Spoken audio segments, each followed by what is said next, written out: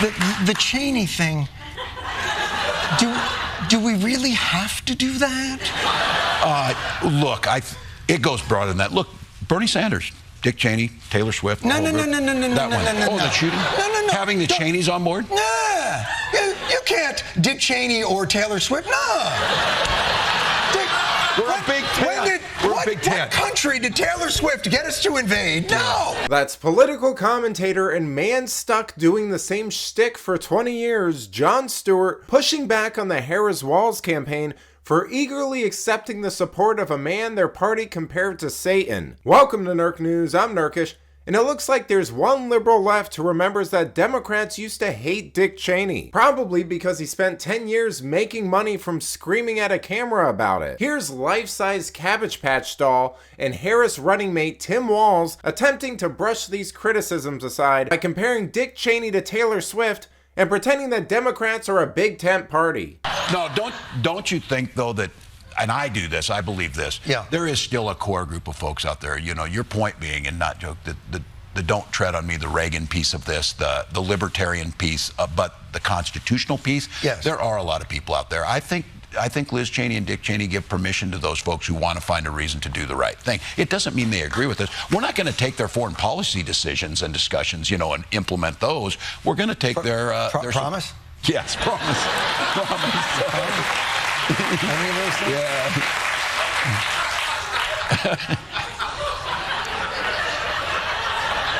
It's a stressful time. It's a stressful time. Now, it's no secret that the Harris-Walz campaign has lost a lot of that manufactured joy we kept hearing about, so it's likely that the purpose of this appearance is to give the impression that things are going well by suggesting that instead of hemorrhaging members of their own base, they're actually doing so well that opponents are crossing the aisle to offer their support. When in reality, we know that's the opposite, and that this is all part of a last-ditch effort to win Republicans because their party is appealing less and less to men and minorities. Have you felt, what's been an effective argument that you felt has pulled people closer to you? Well, it's a lot of, the folks I'm talking to on that, they're folks that are they are Republicans, and they say it. A Republican introduces me in Omaha. He said, I can't stand with this guy anymore. That's not the party of Reagan. This isn't freedom, whatever it may be.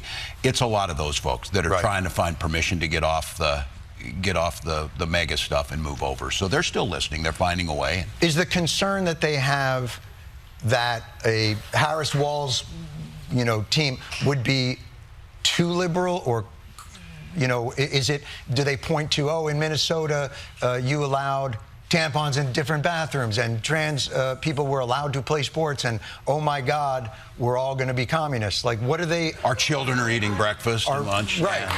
But what's the barrier?